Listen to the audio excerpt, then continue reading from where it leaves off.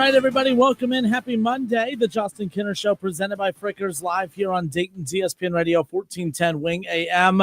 Justin Kinner and yes, Kev Nash. What up, though? Happy Monday. Good Monday. Great weather. Great weather. Great stuff to talk about. Indeed, indeed. NFL free agency is always a good time. It's here, man. Roger, what up, Roger? Roger says Kinner and Kev are back. For the time being. And he loves the what up, though. So, Mr. Kev Nash, welcome. What up, though? He even had one waiting for you in the chat on Hey. the YouTube side. So there you go. But again, happy Monday. We hope everybody had a great weekend. Lots to dive into here today. Yes, we're talking about the Cincinnati Bengals. They're not so busy off season, off to a rough little start.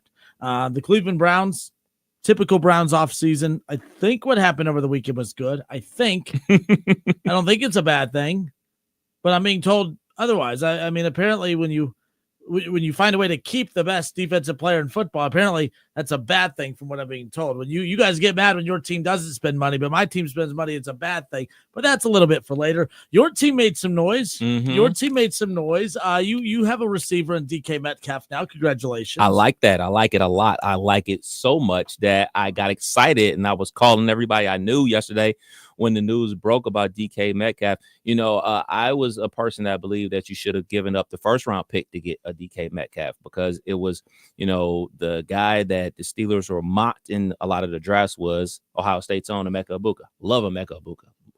I still want him on the Steelers, to be perfectly honest. But I know the commodity that is DK Metcalf. And the question mark, quote unquote, about Emeka Egbuka is, can he play on the outside? About 95% of his snaps at Ohio State were in the slot. And he was a dominant player, dominant so much that he's one of the all-time leading receivers at Ohio State. Like, he's up there and he's helped us win a natty. And I appreciate Emeka Egbuka. Hope he has a great career. But when it came down to it, I was like, well, shoot, if you've given up a first-round pick to get DK Metcalf, he'll be the first best receiver in this draft anyway. So go ahead and do it.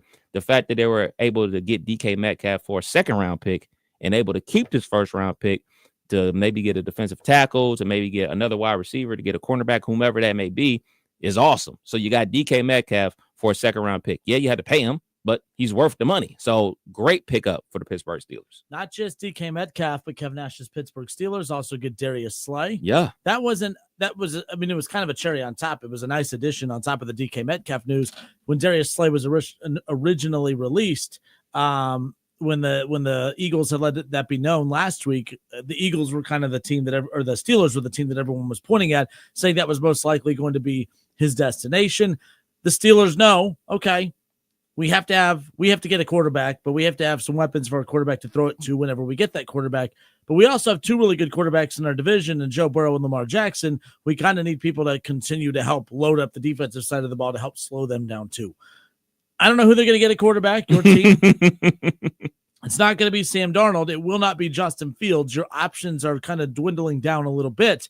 The thing is, though, you can't bring a Daniel Jones to a Joe Burrow and a Lamar Jackson fight. You can bring a Daniel Jones to a DTR fight. You might be good there. You can't bring a Russell Wilson to a Lamar and a Joe Burrow fight. We saw that last year. There is a name that I think you can bring to that fight that I think of all the options you have gives you the best chance, and that's Aaron Rodgers at this point. Yeah, I just want to touch on the Darius Slay thing real quick. Yep. Typical Steelers move. You get a veteran, an extreme veteran cornerback the back half of his career. I mean, we did it before with Patrick Peterson. And I like this pickup for them. Leads a lot of veteran leadership to that secondary. A lot of thoughts that I thought about Darius Slay was maybe him bouncing back to Detroit, you know what I'm saying, running back with them. That's who he got to start with in the NFL, or going back to Philly on a restructured deal. And then once he said that, you know, Jalen Hurts wasn't the top 5 quarterback, I knew he wasn't headed back towards Philadelphia. So I knew he was going to be on the free agent market. I like to pick up for the Pittsburgh Steelers, you know, being that cornerback 2 next to Joey Porter Jr. Maybe he can teach Joey Porter a couple things about getting away with defensive holdings, because Joey Porter is a grabby. He's a grabby, but, you know, those are things that can be fixed. But to our quarterback situation. It's like the Buckeyes defensive back. Yes. The other guy that has Igbinosa. Yeah, that's what I know. Igbinosa is going to be a Pittsburgh Steeler because that's all we ever do. Like Ike Taylor was a grabby when he was in the NFL, but you know, that's for talking for another day. But us at the quarterback spot, I woke up early this morning And I was like, man, today's free agency day. Today's free agency day. I'm at the gym, and then I'm just talking with my buddy, and I'm like, we're going to get Aaron Rodgers. Steelers are going to get Aaron Rodgers. Fields has been connected to the Jets for so long, and the Steelers had the ability to sign Justin Fields for so long, and they were never able to work out a deal. Now, some Pittsburgh Steelers fans that wanted Justin Fields back are super mad at Fields. Well, think about it from his perspective. He was 4-2 as a starter. I think quarterback wins and loss records is a stupid thing, but nonetheless, he was 4-2. So from Justin Fields' perspective is, I was 4-2 and y'all benched me. And then we went on a 5-game losing streak and y'all never gave me a chance to come back in there to try to fix it or save the day or anything like that. So from Justin Fields' perspective, I get it.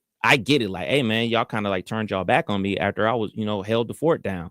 So I'm going to take this offer with the New York Jets, which leaves the Pittsburgh Steelers looking at Russell Wilson running back, the quarterback that was only able to put up 14 points a game those last 5 games of the season, or a Hall of Fame quarterback that's on his last legs that was born in 1982, one Aaron Rodgers. I ask you, Justin, who would you sign? Would you sign Russ or would you sign Aaron Rodgers? Well, I'd sign Aaron Rodgers in a heartbeat, and I'm higher on Aaron Rodgers than you are. Aaron Rodgers didn't do blank with the Jets, obviously, but how many times have we seen anybody with the Jets do anything and then they leave, and look what happens when they leave? We've seen Sam Darnold's career take off since leaving the Jets. We've seen a lot of guys' careers take off since leaving the Jets. Aaron Rodgers isn't in a position for his career to take back off, but it is in a position for him to go out on a high note. So Aaron Rodgers is also being linked to Minnesota. That is something to keep an eye on. Wow. As he looks to fulfill the Brett Favre prophecy. Wow, that would be amazing. So Ron Howard, Jordan Love, you see your future. Yeah, that's what's gonna happen to Jordan Love. Just maybe skip and if it goes real well in Minnesota for Aaron Rodgers, just know to skip the Jets route. The Jets didn't work for Brett Favre, and it didn't work for Aaron Rodgers. But maybe Minnesota. I mean, look, the bottom line is if you're Aaron Rodgers, you have 2 really good situations to go to now. If this is really his 2 options, you can go throw to Thomason and Justin Jefferson, or you can go to Pittsburgh and throw to, of course, obviously DK Metcalf, new addition to the Steelers, and then of course, why am I drawing a blank? The other guy, Pickens. So off the top rope, two really good receiving cores. If you're Aaron Rodgers to go to, you're not going to have a whole lot of excuses if you can't get it done. Minnesota has a better offensive line. I think about that if you're Aaron Rodgers as far as that goes, because if all things are being equal, 2 very good wide receiving cores, go to the one that's going to keep you upright. You had good receivers with the Jets. They couldn't keep you upright. They couldn't do a lot right over there as far as that goes. But from the Steelers' perspective, Aaron Rodgers, there's a mutual respect between him and, of course, your head coach. I think that matters a lot, too. I think that matters with Aaron Rodgers. As far as keeping that ego in check, if he respects the head coach, you get less of the drama with Aaron Rodgers. When he feels he's above the head coach, he feels like he is the head coach, then that's a problem. I don't think Aaron Rodgers creates mess in Pittsburgh with Mike Tomlin being there. However, my big criticism of your guy, Mike Tomlin, is the fact that he portrays this leader of men thing, but yet when he can't lead men, he just gets rid of them and then keeps the guys that he can lead and acts like I lead everybody. We'll see. We'll see what happens. He couldn't handle Le'Veon Bell. He couldn't handle Antonio Brown, Claypool, Deontay Johnson. How many of them are still in the league? He's getting pretty close to moving on from the guy who I can remember his name now, and obviously Pickens. So he can be picking another team if the leader of men can't figure out a way to lead him after this upcoming season. We want volunteers, not hostages. That's how we operate. Aaron Rodgers did have 28 touchdowns last year. He did throw for 28 touchdowns last year. I like A-Rod. I think he could be. I think he's a very good option for you, considering the circumstances. Yeah. I think that's actually a pretty damn. I mean, if you have to settle for Aaron Rodgers based off of everybody who's left out there, he is the best option of quarterbacks available. Obviously, so let me ask you this: Aaron Rodgers. Everybody knows Aaron Rodgers has, for lack of a better word, hot takes, and some of those hot takes get shot off during the McAfee show. Do you think it's fair for an organization to more or less demand he not do that, do the Aaron Rodgers hits? Do you think that's fair? No, I don't think it's fair. I mean, I don't think it's fair, mainly because if Aaron Rodgers is doing it while he's winning, it's not a problem. But when they're losing, it becomes a problem. It's either a problem because it's a problem, or it's only a problem because you're losing. You can't. But you know what you get with Aaron Rodgers. Right. And I also don't think he's going to accept being told he can't go do that unless he truly feels he can go in and win a Super Bowl somewhere. and maybe that can be done. I see Richard Kaysen, or David Richard, I'm sorry, saying, he's being his last name right now. David Richard says Aaron's not mobile and can't get it done. Do you guys watch football? I don't ask dumb questions that you know the answers to. You know we watch football. We're talking football. You have an opinion that's different than ours. Tell us your opinion without having to be your last name. The bottom line is Aaron Rodgers, yes, not very mobile. But Kev has acknowledged the limitations of the quarterbacks that his team has access to, just like my team has limitations to the quarterbacks that we have access to. None of these are perfect quarterbacks. Otherwise, they'd be on teams right now. You're going to get a quarterback with flaws and deficiencies. So what you have to do is figure out which deficiencies hurt us the least. Aaron Rodgers, not very mobile, 100% agree. I watch football. We can all see that. Aaron Rodgers threw for 28 touchdowns last year, not being mobile. Aaron Rodgers is still pretty good.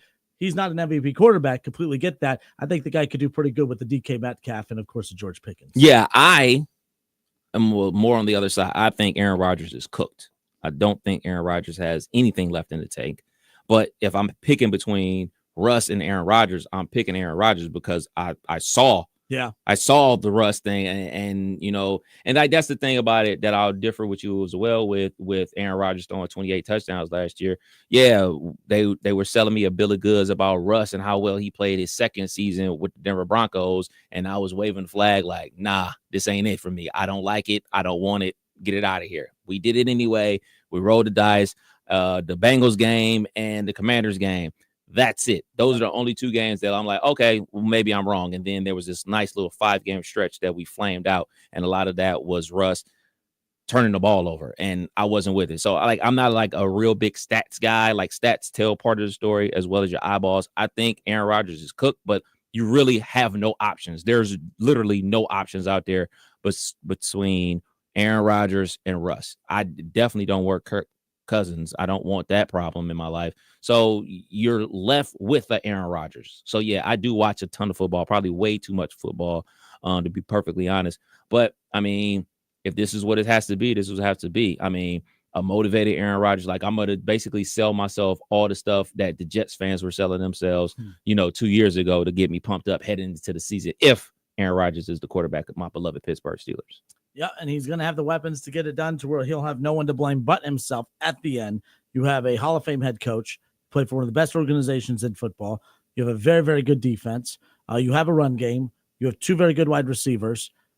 Aaron Rodgers will have no one to blame but himself if it doesn't work in Pittsburgh. And by the way, there's been no news of him going to Pittsburgh. We're just speculating here based on the guys that are left, at this point. He goes, well, how many games did the Jets win? So, Richard, the question I have for you is, who are you wanting? Are you wanting Russell Wilson? What do you want to? Did you see what they look like with Russell Wilson down the stretch? Did you see the 5 straight losses, 6 straight when you add the extra playoff game in there? Did you see the collapse down the stretch for the Pittsburgh Steelers? Did you see that? Because I did. Kev did. And there's more Christmas to it than Day just the quarterback. On Netflix. Yeah.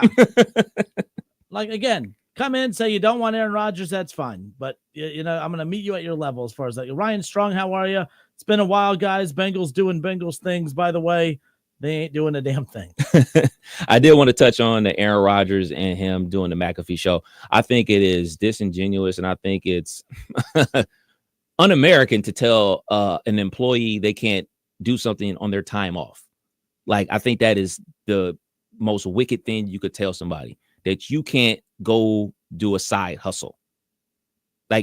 If Aaron Rodgers was doing DoorDash, would people be saying oh, yeah, you can't do that? If Aaron Rodgers was doing something else, he's basically doing what a lot of other people out there in everyday America, they do DoorDash because that's his side hustle. Michael Parsons has a podcast. That's a side hustle. Shoot. We were talking about it last week. Drugs, dude. Maybe not that. Don't do that. Okay. We were talking about it last week with Paul George stepping away from his podcast because of the scrutiny that he was getting. And I think it's just ridiculous that people would actually demand their quarterback not do a side hustle. Go ahead and do it. But you also have to deal with the scrutiny that comes with it when your team isn't winning. You putting yourself out there and having hot takes, hot takes are going to come back your way. So I would encourage Aaron Rodgers to continue to be himself. That's my whole thing. I may not like a lot of the things that you say, but I'm not about to say, oh man, you can't do that. Hey man, That's your thing. That's your thing. Are you coming here to work? Are you coming here to throw touchdowns? Are you coming here to win football games? Then that's the only thing that really should matter. Now, here's what I like about what Paul George did, and here's what you would like out of a leader. Man, I really like doing this podcast thing on the side. I really like doing this hit with Pat McAfee on the side. But here's what I really like. But I really don't want to be a distraction for my team. I think we need to kind of, close out all distractions and just focus on getting better and winning as a team. Now, stopping doing a podcast actually going to make your team better. Maybe, maybe not. But it will keep all the negative headlines from just creating distractions in the locker room. What you would like is for Aaron Rodgers to say on his own, hey, guys, I'm going to step away from doing the Pat McAfee show. But, hey, when I retire, I'm all about doing the Pat McAfee at blah, blah, blah. But even if he doesn't, not a big deal as well. I don't think that's why the Jets were bad was because of that. Micah Parsons does the podcast. I do like that Paul George did decide to, do that. Now he's probably pressured into it, as you were kind of alluding to. But I see a lot of people say Micah Parsons should stop. I love that Draymond Green does his. In fact, I love, especially after he has his little breakdowns in the middle of games. I can't wait to go hear how he's going to explain himself a little bit later. Richard, again, comes back and says, I didn't say Russ was the guy. I know, Richard, you're not bringing anything to the table here. You threw an insult out. You questioned whether we even watched football because you didn't like the quarterback we were talking about. Why don't you throw a quarterback out there that would be a good fit for the Steelers that's not Aaron Rodgers if that's the case? That's all we're asking. It's as simple as that. That's what people do. They just rip your answer, but then they don't know enough about the sport that they're telling us we don't know enough about to be able to bring their own answer to the table. So I would love to know what quarterback is super mobile and is going to run the Steelers to a Super Bowl. I would love to know. Kev would love to know. Yeah, I would. I think Kev would really love. Let's go ahead and do this Aaron Rodgers thing. Oh, hold on. You know who he wants? He wants Kirk Cousins, the really mobile, leading the league in rushing as a quarterback, Kirk Cousins. Because there's a big difference between him and Aaron Rodgers right now. Do you really think? Negative town, USA. No, thank you. No, thank you. At least Aaron Rodgers used to be mobile. And David Shaw, Shaw's always on our side. Aaron Rodgers was a top 8 quarterback last year statistically. I still think Here's why I'm not just blowing smoke. Mm-hmm. I don't want your team to get Aaron Rodgers. I don't mind if you have Russell Wilson.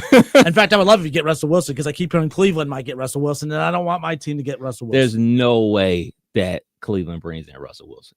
It's 0%. Why? Maybe they want to ride. Maybe they want to cook. I heard they have lots of offices for their quarterbacks, Just saying. But nonetheless. All right.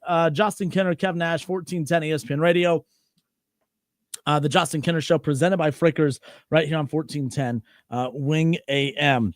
All right, stop on out at your local neighborhood Frickers for their frickin' lunch combos for $10.99. The frickin' lunch combo features many options, such as the frickin' chicken chunks, cheeseburgers, the charbroiled chicken wrap, and the frickin' chicken wrap. You also get a side and a drink, all for $10.99. The frickin' lunch combo is available Monday through Friday between 11 a.m. and 2 p.m. Frickers, your home for fun, food, sports, and spirits. We do appreciate the new partnership with Frickers, the sponsor of the Justin Kenner Show. We appreciate you hanging out each and every day. Yes, even you, Richard, even though you question whether we watch football or not, we do. And unfortunately, not a whole lot of football to watch right now. It's kind of sad, to be quite honest with you. But we got a lot more to dive into. The Cincinnati Bengals. Anyone home? You there? Mike Brown, wake up. Mike Brown, hey, you there? Kev, I don't do the whole I told you so thing too often, but isn't this kind of funny? You did the show with me for years. All the things that I said was going to happen. Isn't it kind of funny? Isn't it a little funny? Come on, just a little. Coming around. Just a little. And then Myles Garrett, was it smart of the Browns to do what they did? $40 million a year. A lot of guaranteed money to bring back Myles Garrett. We'll get to all of that when we come back. It's the Justin Kenner Show presented by Frickers, 1410 ESPN Radio.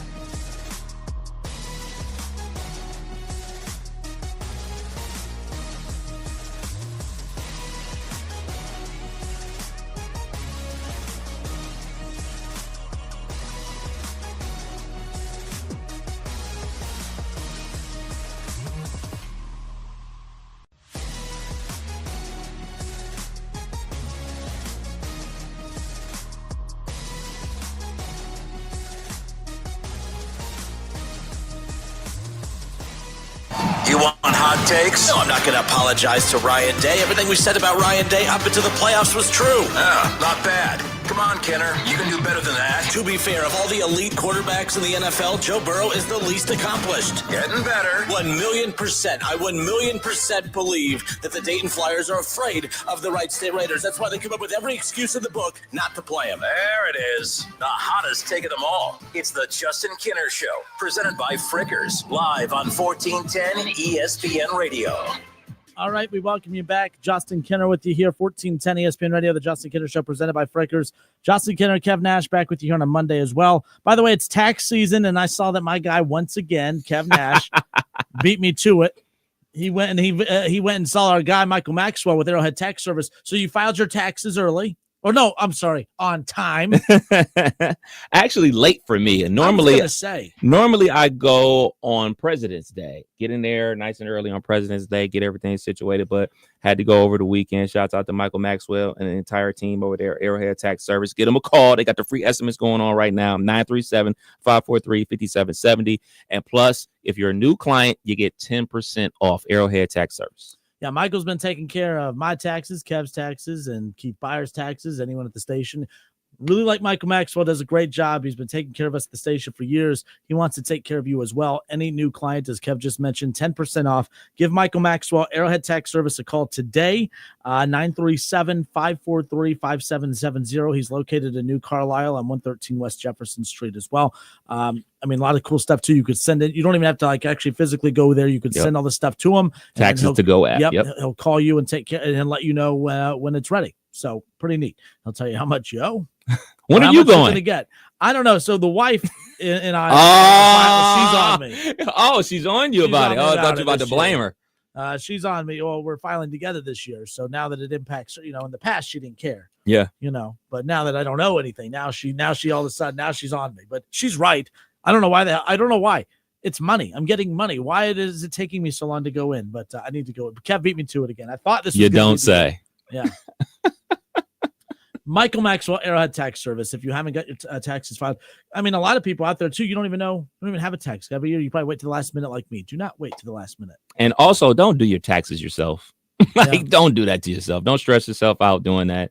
See some professionals. A rumor on the streets, getting rid of the IRS and stuff like that, though. Are we talking that on the air? I was like, are we talking that talk on the air? Well, maybe. I have a problem with Elon too, by the way. Oh, how are we supposed to trust that the guy could have rockets flying around in the air if he can't even keep Twitter running? I mean, on one of the most important days in sports, Twitter was shut down. So, did you get your $5,000 yet? No, Doge? But I can be bought. I'm just letting you know, I can be bought. I'm just. You know who else can be bought?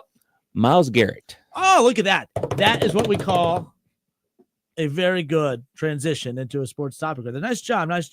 Yes, Myles Garrett was bought yesterday by the Cleveland Browns. We'll talk about that in a second. But the Bengals, I said earlier, hey, you there? Anyone home? Huge news out of Cincinnati. They bring back Samaje Perine on a 2-year deal worth up to $3.8 million. Really? So the Bengals bring him back. Not moving the needle for me, buddy. No, nothing they're doing is moving the needle. Cody Ford, they get an extension done with him. Nothing major there. They haven't done anything of substance. My big thing is, I get that contract extensions are complex, that they're difficult. There's a lot that goes into them. But, what is the holdup? Because I think we all, we watched, we know what we know what Jamar Chase wants. We know what T wants. We know what Trey Hendrickson wants. Now, do I truly know exactly what they want? Do I know all of the intricacies of how a contract is put together? No.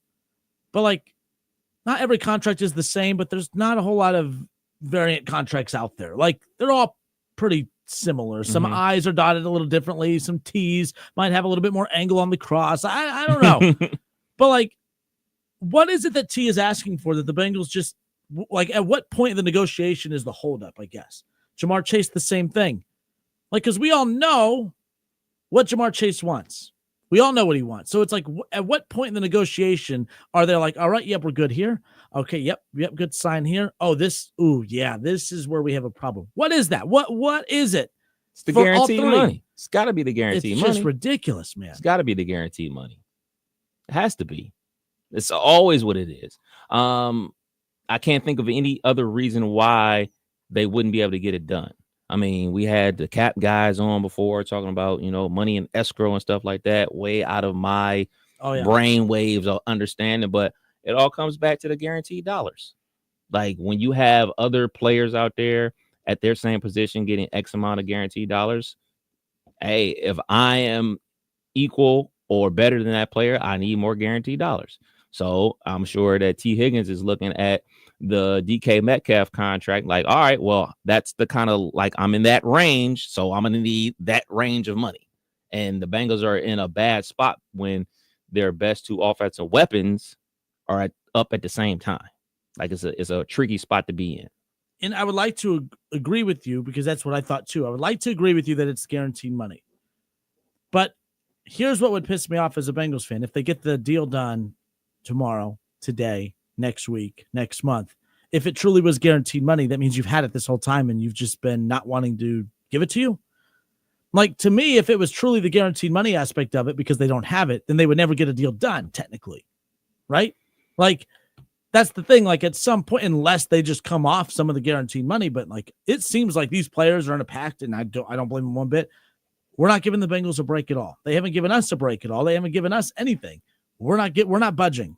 This negotiation, it's not really a negotiation. These are our terms. This is what we want, and you're going to give it to us. And I don't think what Jamar's asking for is that crazy, or T, or Trey Hendrickson. Now, Trey, I have more of a problem with than the other two.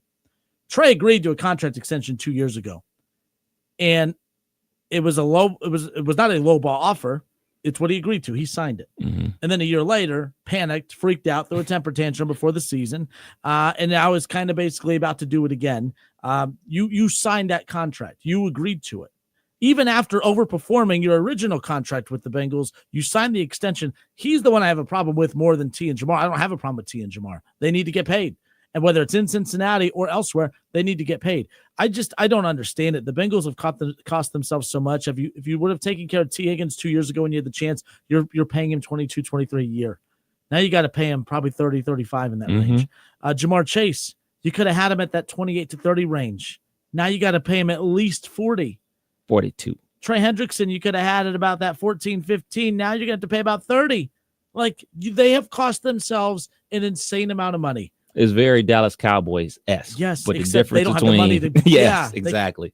And like a lot of that type of stuff, like it goes to like, hey man, the city and the market that you're in, like, yes, all these NFL franchises are wealthy beyond belief, but there is a point where like, hey man, how many dollars are coming in revenue wise, outside sources and stuff like that to have quote unquote the money up front to pay the player and stuff like that. It's a tricky thing. And that's why you got to have a capologist crunching the numbers, working the numbers, flipping the numbers. Like, all right, so this year we're going to pay you this amount. And this year we're going to pay the second player that super crazy amount. That's why all these contracts ultimately end up backloaded because they're pushing the money off. So it's a tricky situation, man. I'm not sure if the Cincinnati Bengals are going to get this done because it just seems like a nightmare situation. And the thing that's fascinating is I don't know how, as an organization that already operates so different than everyone else, not in a good way, like, how do you focus on free agency? How do you focus on the draft when you're so caught up in these big negotiations with your three biggest stars outside of your quarterback and Joe Burrow? Like, how are the Bengals, who have the smallest scouting department in football, how are, family-owned business in the front office and with the way they handle their personnel, everything. How is this family-owned business supposed to operate and make sure that they have done their due diligence on every possibility out there to get the best free agents to draft at the highest of levels? Like, that, I don't know. This is a disaster. And I think it could get worse. I don't know what domino, we were talking about that on Off the Bench earlier. What's the first domino to fall? If you would have asked me 2 weeks ago, I'd have said probably Jamar would be T would be the first domino decision-wise, whether you're extending him or moving on from him. That's a domino, whether you want to keep, whatever. But like, I don't see where this goes. I really don't. I don't know what the end result is here. Like, as far as when it can be done. What did guys on Chatterbox think? Oh, I've never seen them this low. I've never seen them this depressed, But luckily, they've always taken it easy on me during my times of lowness in fandom. If you could have heard the joy in your voice when you were saying that.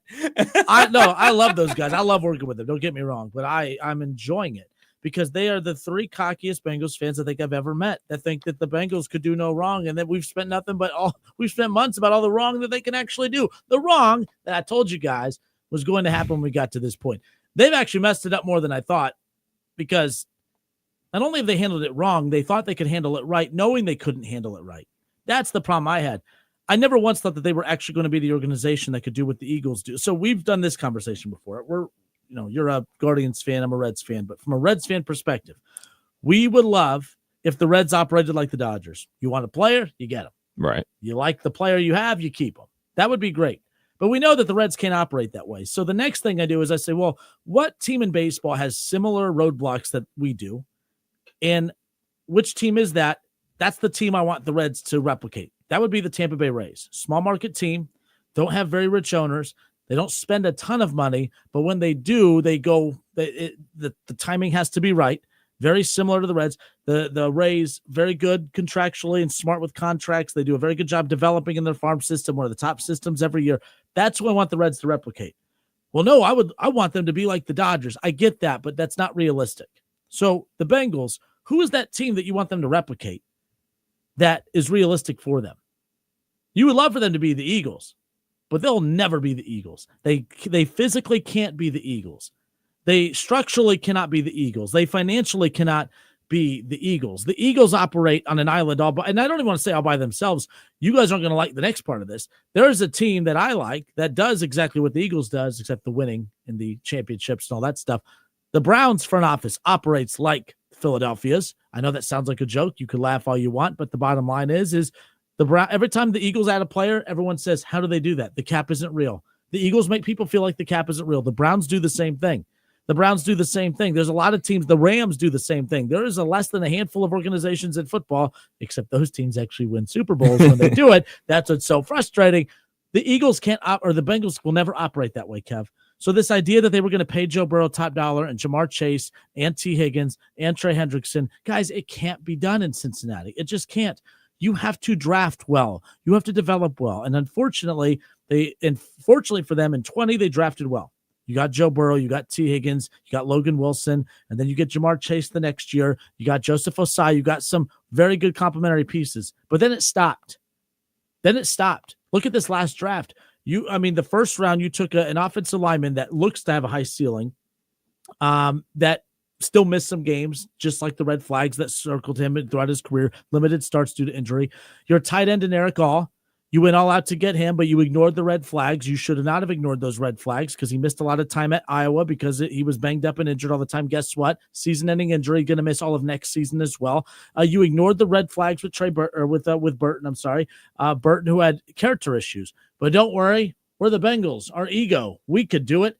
The guy couldn't figure it out for Nick Saban and Kirby Smart, two of the biggest names in college football. He couldn't figure it out for those two. What makes you think Zach Taylor was going to be the guy that he decided he wanted to start listening to all of a sudden? They ignored those red flags, and now he's probably never going to play another down for the Cincinnati Bengals. They have drafted horribly. They've made bad decisions. They don't spend heavy dollars in free agency. This isn't going well, and it's not going to get better anytime soon unless, with their 7 draft picks coming up, they draft 7 legitimate Pro Bowl caliber starters as rookies, and that's not going to happen. You had the second worst run game in football last year. You're hoping Piron's going to be the answer to that. You had the second worst defense in the National Football League. You think all rookies is going to help that? They're in trouble, Kev. This is a disaster. This is even more messier than even I could have envisioned during my haterist of hater days. I would be lying if I said I didn't have a slight smirk about it, to be quite honest with you. Okay, Bengals fans, I'll give you some hope. The same thing that, your team is going through, the Super Bowl champs are going to right now. They're not able to pay Josh Sweat. So Josh Sweat just signed with the Arizona Cardinals. You're not probably going to be able to sign Trey Hendrickson. So, those are similar situations. My biggest thing about the Cincinnati Bengals is now I've officially, since they've kicked the can down the road so many times, I think it is time to make a decision about all right, who's it going to be? We're going to keep one receiver. Which one are we going to keep? Yes. and go get a king's ransom for the other one, be it a second round pick for T. Higgins. Maybe you get a first and a fourth for Jamar Chase. I think we've reached that point of the conversation where, look, man, we're going to have to replenish the roster because we're paying a ton of money, and you can't continue to kick the can down the road because guess what? The franchise tag just keeps growing and growing and growing for one season.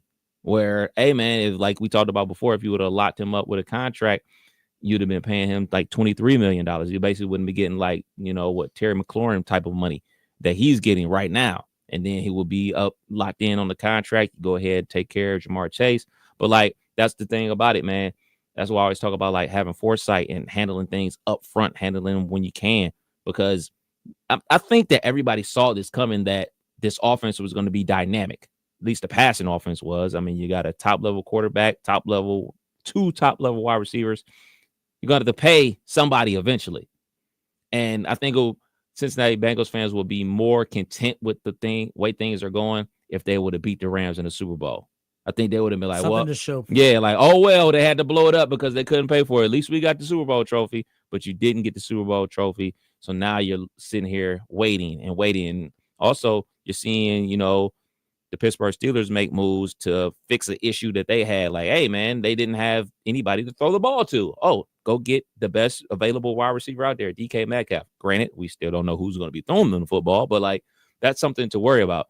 Yeah, the Baltimore Ravens haven't been super active, but they're still going to be the Baltimore Ravens. So you still going to have to deal with those two teams in your own division. I think the Cincinnati Bengals fans have a right to feel a little anxious because your free agent moves aren't on the outside. Your free agent moves are in-house. You don't want to be waiting to the last minute like the Dallas Cowboys did last year with CeeDee Lamb and stuff like that. You want to get these things handled nice and early before the draft so you know what guys you need to fix. A number one wide receiver for a measly $35 million a year? I'd say they came out looking pretty good. Yeah, they did. 1,000,000%. Yeah. What a mess. What a mess. But no, yeah, I mean, yeah, it's going to be an interesting offseason, and there's ramifications too if they don't get it right. Don't be surprised if a year from now we're having a conversation about Joe Burrow wanting out of Cincinnati, and that's not that crazy. That's not that crazy. Goodberry did a podcast over the weekend, and he talked about this, how bad the Bengals organization has been once they pay the quarterback. They paid Carson Palmer. After they paid Carson Palmer, they made the playoffs once with him after that. You paid Andy Dalton. Well, I'm not putting Andy Dalton necessarily in the Carson Palmer, Joe Burrow, tier, but once they decided to commit to him as being their quarterback for a longer period of time outside of the rookie contract run, they made the playoffs one time after they signed Andy Dalton to a contract extension. Guess what? You signed Joe Burrow to a contract extension, you've made the playoffs 0 times. 0. You missed it. I don't think I'm allowed to do that, right? I'm not really sure, but 0 times they've missed it. They've made the playoffs 0 times, Kev. That's wild. Like it's crazy. The team, it's like they give out that contract to the quarterback, and what do you call it? Lemon booty. They go lemon booty. They become cheaper than cheap. And it'll be interesting to see how they navigate through. So they do add Samaje Perine to a 3-year deal. They bring him back. I don't even know how old Perine is. I liked Perine when he was in Cincinnati the first time. I understood why they moved on from him, but I thought him and Mixon complemented one another very well. But we'll see what ends up happening. Sheldon Rankins, by the way, who the Bengals cut last week, jumps on the Houston Texans payroll right away. They signed him.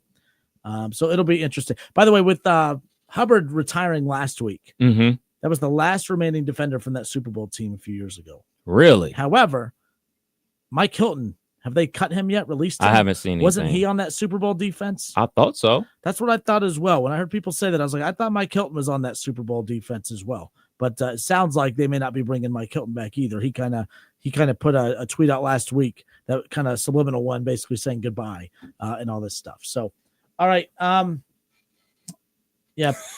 What's that? I'm just reading the comments. Oh no, this is what they do. It don't look like they. It's one. It's Mr. Richard. It's Mr. Richard. What up, Shawsky? By the way, like pointing out the Browns and the Cowboys, does that like erase what the Bengals have become right now? It doesn't. But whatever helps you cope, whatever makes you feel better. Yeah, he didn't like the comment I said a little bit ago about the Browns. He said the Browns management is a joke. Don't get me started on the Watson deal. Sent this team back another 10 years. Sad. I don't think the Watson deal has sent them back 10 years at all.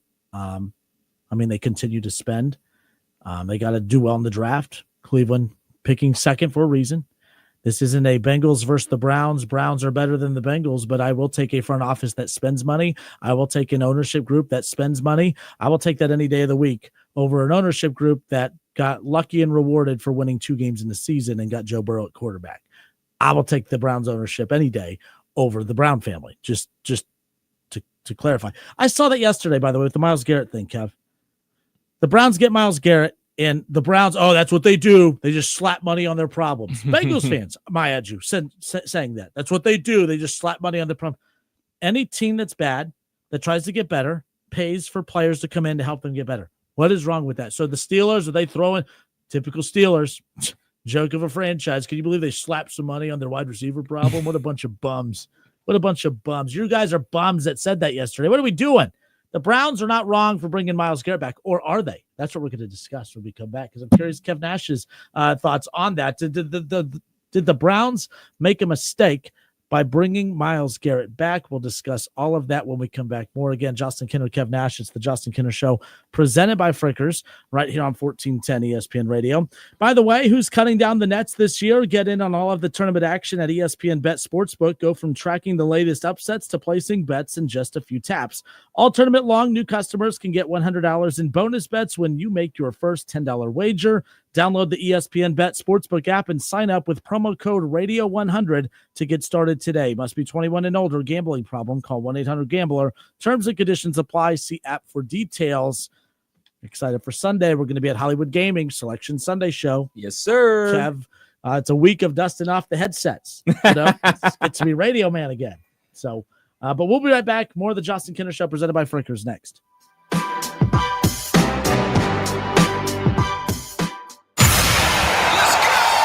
The Justin Kinner Show, presented by Frickers, right here on 1410 ESPN Radio.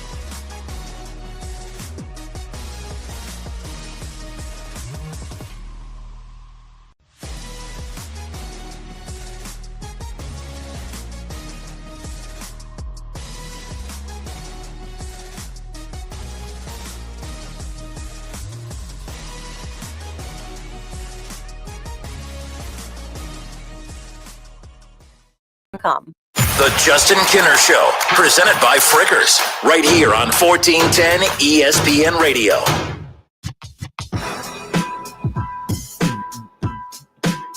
All right, and we are back. Justin Kinner, Kev Nash, Dayton's ESPN Radio, 1410 Wing AM.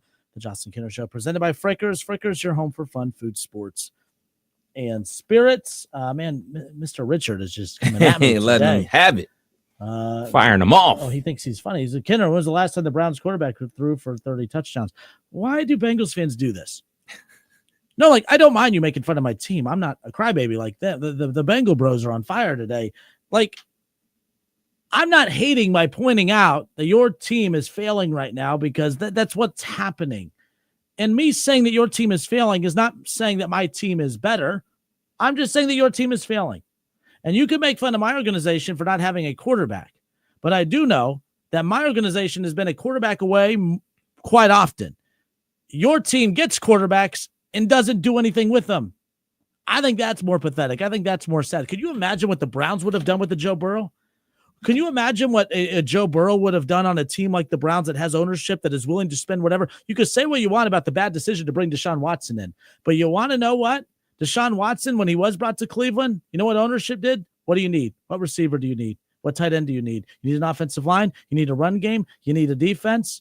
Oh, we're gonna take Denzel Ward and make him the top 5 paid, highest paid at the time, defensive back in football. Cool. Myles Garrett, highest paid defensive defensive tackle in football. Cool. We'll get that covered. Oh, you're gonna go ahead and bring Darius Smith in to help with that. Cool. We'll do that too. Oh, we're gonna take care of David Njoku, make him a top 5 paid tight end in football. Cool. Awesome. Yeah. Anything that the Browns have needed, ownership goes and gets it. Has it worked out? No. But the one thing that any quarterback that does come to Cleveland will know is that they will do whatever they can to try to help you win football games. That is way more than could be said about that Pop Warner team down on the river. I'm just saying. So it is what it is. Facts are facts, as we sit here today. But anyways, okay. Myles Garrett. Yeah. 40 mil. Highest paid player in the highest paid non-quarterback in the National Football League. I thought he wanted out. He didn't want to play in Cleveland. He wanted to go play for a winner. It wasn't about the money. I'm still confused about this because the dude was going to get paid no matter what. So I don't believe in anyone that says, like, oh, he only stayed in Cleveland because of the money. He was going to get the money anywhere. So I am curious, like, what's kind of going on in Cleveland. Can I say that for sure he would have got 40 elsewhere? I don't know. I think if he strong arms the Washington Commanders, a team that has the money, they probably give him the 40. Especially Max Crosby, who had 4 sacks or 4.5 sacks or whatever it was last year, got 36. I'm pretty sure a guy that has had 15 or more sacks or 14 or more sacks for 5 straight seasons, I think it would only be fair to ask for 40. I don't think it's that crazy of an ask. But with where the Browns are at right now, and I don't really know where they're going. I don't know if you know where they're going. I don't know if they know where they're going. Are they a rebuilding team or are they a team that's trying to compete now? I think that what they're telling you is they're trying to compete now. Was it wrong of the Browns to extend, or not extend, but yeah, get an extension done with Myles Garrett, when I also see the argument of those who say should have loaded up on picks and taken advantage of the draft stock you could have gotten in return? I want to say I agree with that, but I will never tell a team that they are wrong for keeping a generational type pass rusher in the city that drafted him. I'm in between. I love that they kept him, but had the news come out that they traded him for a first and multiple 2s, I would have been fine with that too. I don't know. I'm fine with him staying in Cleveland. I just hope that it's not, okay, we're keeping him and we're just going to stay status quo. I'm hoping that there's more to come with it, to be honest. Yeah, there's 2 parts to it. The Cleveland Browns side that we're talking about. Well, obviously, if I'm a person that believes in drafting your talent and paying your talent, especially when they're deserving. Obviously, Myles Garrett is deserving. I honestly think that, like, it was a win-win for the Cleveland Browns, because if they traded him, they would have got a king's ransom. Well, guess what? You kept him, and he's still going to go out there and do crazy, freaky things on the field. For me, I think this was Myles Garrett saying, hey, man, I'm sick of Deshaun Watson getting paid and not playing. I'm the best player on this team. I'm out here every single week. Yeah, he's hurt. Injuries happen. It's football, but I need a raise. I'm not going to knock anybody on their style of getting a raise. He claimed that he wanted out of there. He wanted to go to a contender. I haven't seen anything that the Cleveland Browns have done now to say, like, okay, yeah, now you guys are a contender. Yeah, I mean, they brought you back, but you've been there. You've been there already. You've been wrecking shop. You've been doing your part. what did ownership, or I shouldn't say ownership because ownership refused to meet with him, but what did they tell him was the plan going forward? Because for me to just be naive enough to say like, oh, it's only about the money, I think that's pretty naive. They had to tell him something along with the money. The money helped. Yep. The guaranteed money definitely pushed it over the top. Like Ted DiBiase said, everybody has a price. And apparently $40 million guaranteed. Look at this. He has a price. A guy named Kev Nash dropping wrestling references. I love it. You've come a long way. So what was said? I don't think that them telling Myles Garrett, like, yeah, we're going to go ahead and get Abdul Carter is moving the needle for him to say, I want to stay. We know the position of need for the Cleveland Browns. Are they telling him we're about to go ahead and get Joe Flacco back and, run it back with Joe Flacco? And does that make him happy? Like, we're going to trade up and get Cam Ward with the first pick? Like, is that making him happy to make him want to stay? There's something else that is yet to be seen with this situation, because it can't only be about this money, because I believe you're 100% correct. If he went to the Commanders, I think he would have got this money there. He went anywhere, he would have got this money because he's that good at what he does. So what else did they tell him? That's what I want to know. Yep. And I do believe he was pissed off. And, this goes back to the Joey Votto take I had a while, but I don't want to get into the Joey Votto take. But I believe if you are a face of a franchise, you have a responsibility that when things start to go a little haywire, you have a responsibility to kind of hold your team's ownership's feet to the fire. I love what Joe Burrow did at Media Row, Cincinnati. A lot of Bengals fans thought it was just cute of him to do it. I said, no, there's more to it. This is not a good thing. It's not a good thing that Joe Burrow is doing this. It's a good thing that he's doing it. It's not a good reason. It's not a good thing why he's doing it. I think it's very, very cool when star players, faces of franchises, hold their ownership's feet to the fire. Because if they don't, like Joe Burrow got all his money a few years ago. I would have respected Joe Burrow less if, I got my money. I don't really care if Jamar gets his. Well, I don't know what to tell you. I got my money. I'm good. I'm fine. No, Joe Burrow is not just getting every dollar he had coming to him. He's advocating for every one of his teammates to get every dollar that they have coming to them, and also holding his team's feet to the fire to say, we got to start keeping our players, paying our players, spending money, competing to win. Look at what the Eagles are doing. I love that. I love what Joe Burrow did there.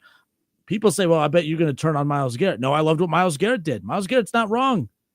Myles Garrett was not wrong for wanting to get out of Cleveland. He's one of the best players in football, one of the best players, not the best defensive player, position player. No, he's one of the best players in football. I love that he did that. Love that he did it.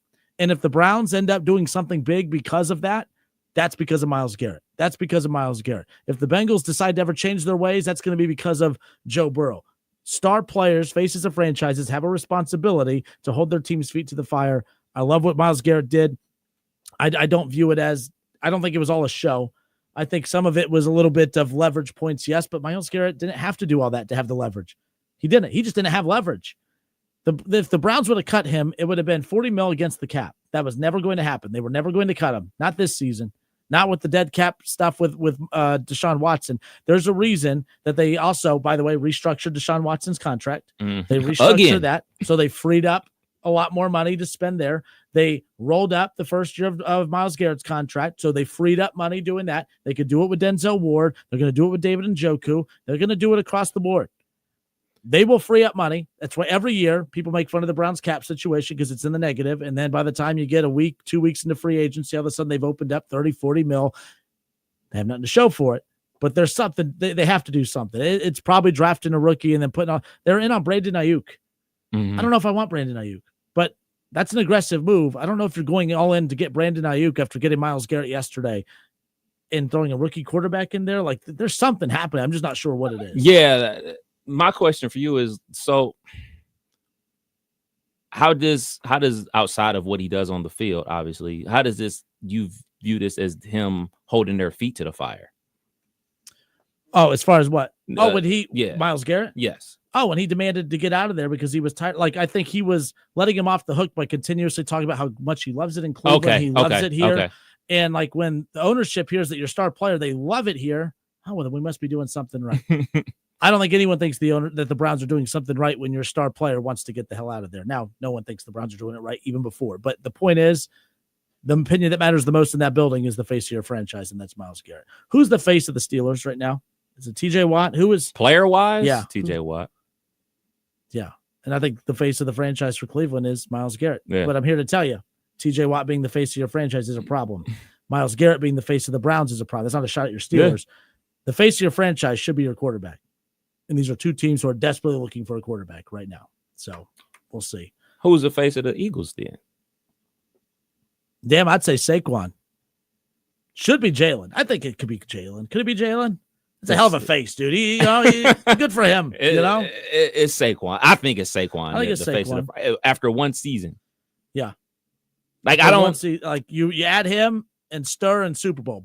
Yeah, I think that Jalen Hurts, I don't want to say hated on because that term gets thrown around so much, or disrespect. I'm not sure the right word I'm looking for, but like even Darius Slay, who was on Philadelphia when they won the Super Bowl last season, just this past season, said he's not a top 5 quarterback. Like everybody looks at him like, yeah, he's cool. He's good. He's cool.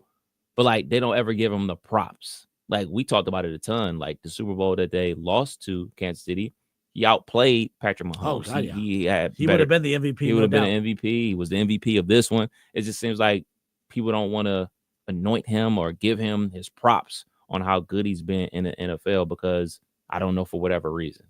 I think the fact that he was cool with letting Saquon come in and lean into that.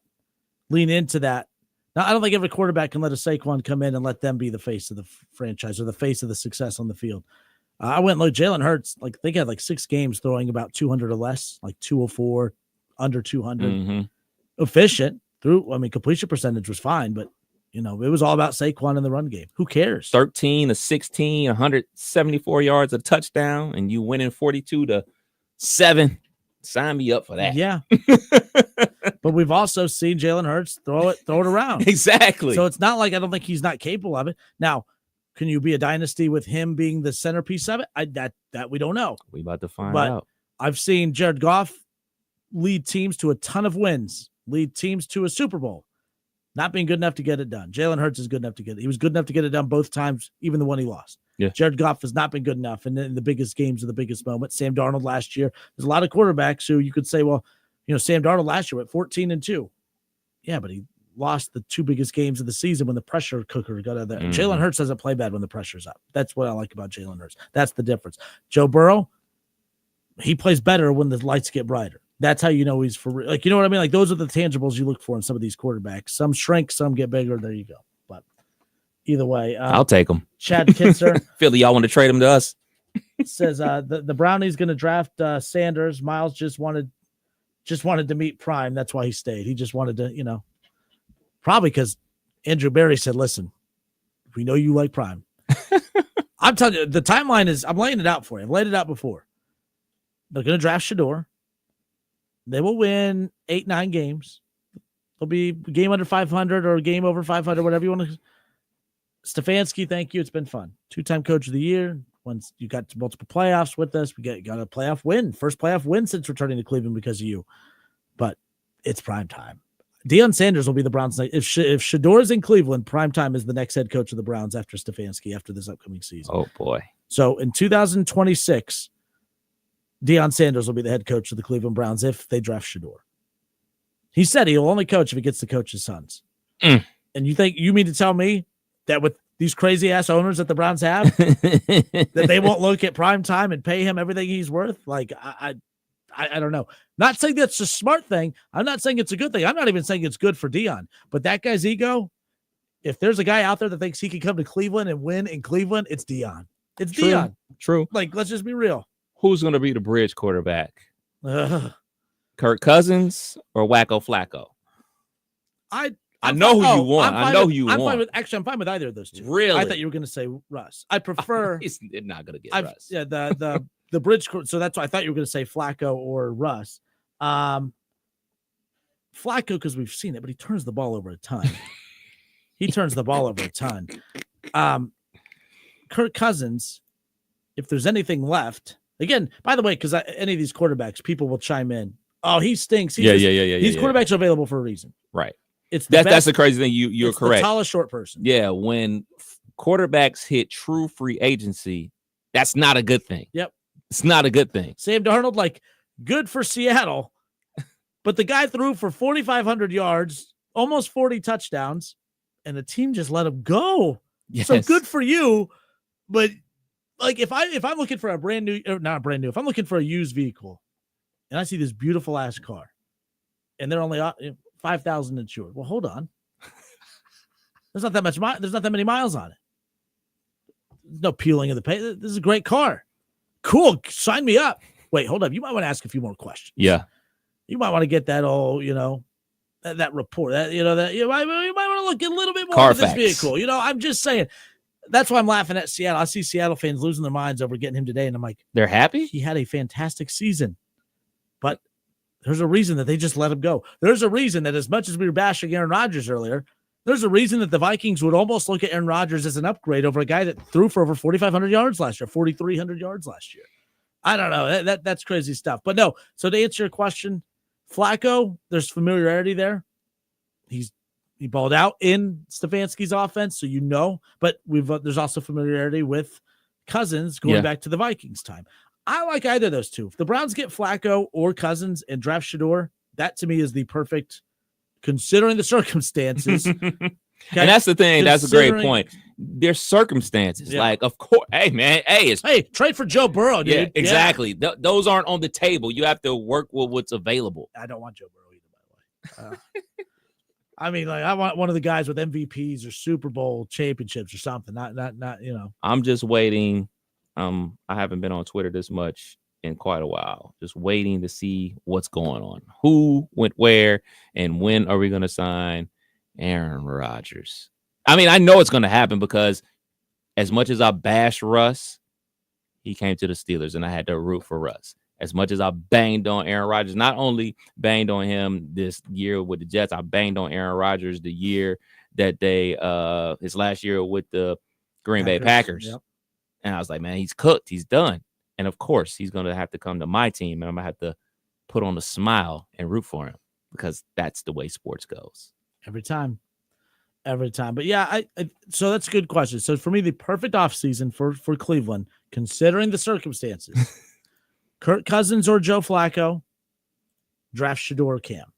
I think Cam's going to Tennessee. I think and Aaron Rodgers to Tennessee still not off. I don't know why that was like a big thing in the middle of last year, in the middle of last season. I don't know where that was becoming a thing, but he likes Nashville, I guess, and there you go.